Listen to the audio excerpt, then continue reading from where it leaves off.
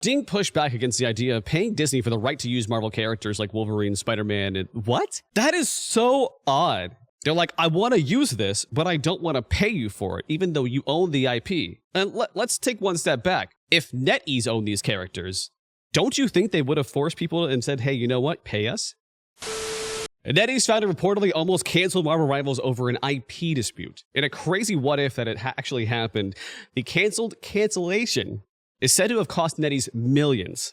But by now you've heard about the layoffs of key US staff and Marvel Rivals, but the bigger story here is what happened behind the scenes. Reports suggest that NetEase billionaire CEO William Ding nearly scrapped the whole game entirely. But the reason why they were looking at possibly scrapping this game completely was because it wasn't using an original NetEase-owned IP. Despite Rivals becoming a massive success, Ding was reportedly hesitant to continue paying Disney for licensing, considering an internal push to replace Marvel's heroes with NetEase-owned characters, which, frankly, I don't think that would have gone over very well. At the same time, he's been aggressively slashing international investments, which is why we were talking about the Seattle group, and cutting Western jobs, consolidating all the operations back to China. This isn't just about one game, it's about a larger shift that's been happening at NetEase and what it means for the future of game development. So, let's dive in. So, a new report reveals that Marvel Rivals almost never saw the light of day. NetEase CEO reportedly opposed to paying Disney for character licensing. So Marvel Rivals has been a huge hit since its launch, pulling in over 40 million players and reportedly raking in more than 200 million in revenue so far. The game, which brings Marvel heroes into a fast-paced, team-based shooter, seemed like a guaranteed success, right? But behind the scenes, things weren't always as smooth. In fact, according to a new Bloomberg report, NetEase CEO William Ding almost pulled the plug on the game entirely.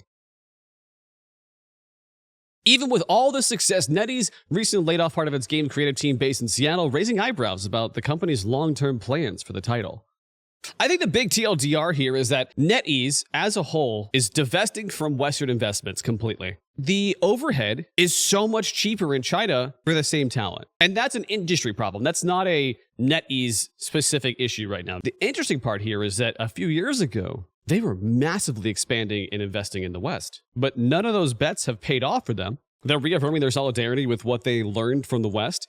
And now they're taking what is profitable and cutting the fat. Yep. It's ruthless, but yeah, it's true. And it's scary.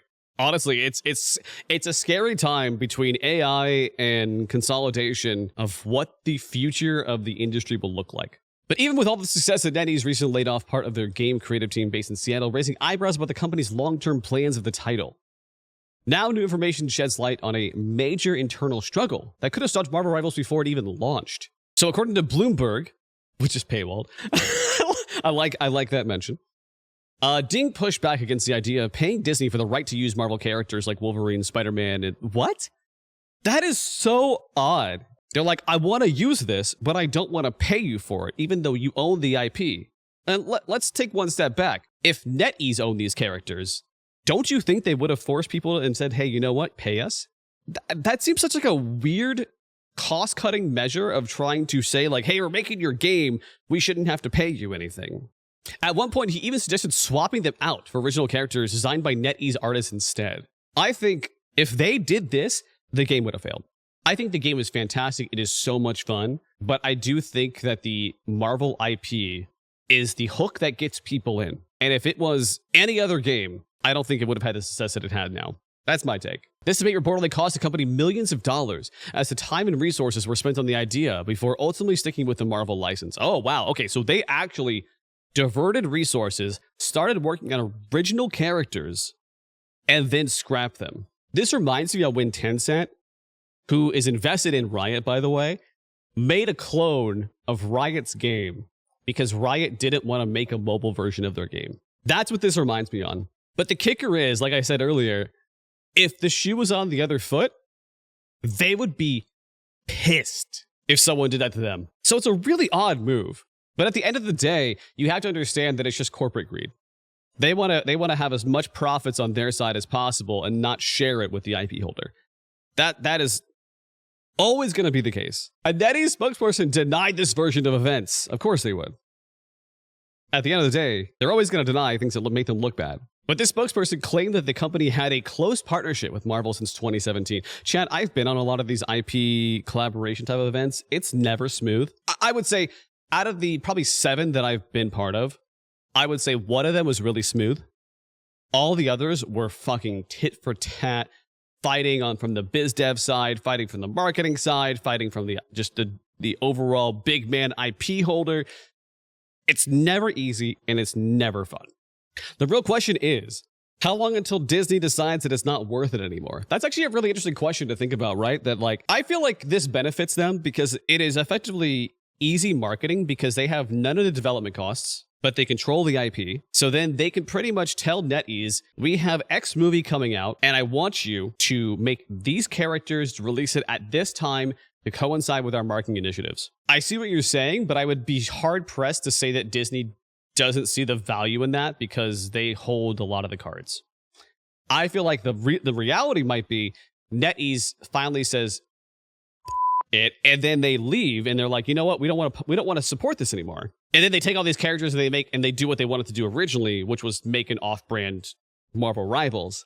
I think that's a more likely scenario than Disney, who has, I wouldn't say very little skin in the game, but doesn't have the development cost overhead, but has the control, right? Like that just doesn't make sense to me. But of course, I mean, honestly, of course, NetEase's spokesperson is going to kind of twist the events and be like, no, our relationship has been great. And the reality is that Disney will never come out and say like, hey, you know what? It fucking sucks to deal with them. You might hear it later on in a couple of years from now when somebody leaves Disney or somebody's not really happy and writes a book about it, you know, like, but in general, these type of partnerships are never easy. Because there's always going to be, specifically because I've worked on Disney projects before, Disney is so particular in how you portray any of their characters. So imagine being nitpicked on every single thing possible. That's the hard part. And I feel like that's the part that they're not really talking about, is like, oh, this character can't aim a gun at this character can't do this to this character because it breaks our lore. It's just like the IP lore Bible that frankly makes everything harder. And Disney is really bad about that. But Ding, the CEO, who has reported a net worth of $32.5 billion, has taken a hand-on approach to NetEase business decisions, and he's been shifting the company's focus towards high-profit, mass-market games while cutting back on international projects and studios, per the Bloomberg report. Despite the layoffs and behind-the-scenes struggles, Marvel Rivals keeps pushing forward. So I feel like the bigger discussion here, frankly, is that NetEase as a whole is divesting from the Western industry. And whether or not you agree, and like the last video had some crazy fucking comments of like, Western devs are bad. And it's just like, again, it goes back to that vitriol that the audience seems to have now. When in the reality, people are just trying to make a good game. Whether or not you agree with it, it doesn't have to turn that nasty, right? Games succeed, games fail, but yet it's weirdly odd that things have become more and more political over the time. And granted, I would say that game designers and publishers thought that would benefit them. Obviously, it hasn't. And you'll see them shift back into making big booba fucking characters and things that sell, because at the end of the day, these are companies and they want to make money. And I think the crazy part here, before this game, if you saw the name NetEase, you did not think of a quality product. And I think they've done an amazing job turning that perception around, because if you saw NetEase on a product before this game, you would have thought it's a pay-to-win trash and you would not have touched it. So I think it's a great lesson of a studio being able to turn around their image so much that right now you hate EA, right now you hate all these other companies, and hate might be a strong word, strongly dislike all these companies, but the attention span of the internet, and I would say the audience, is very short. So really what it comes down to is, what is their next game? If the next game is great, everyone forgets about those issues.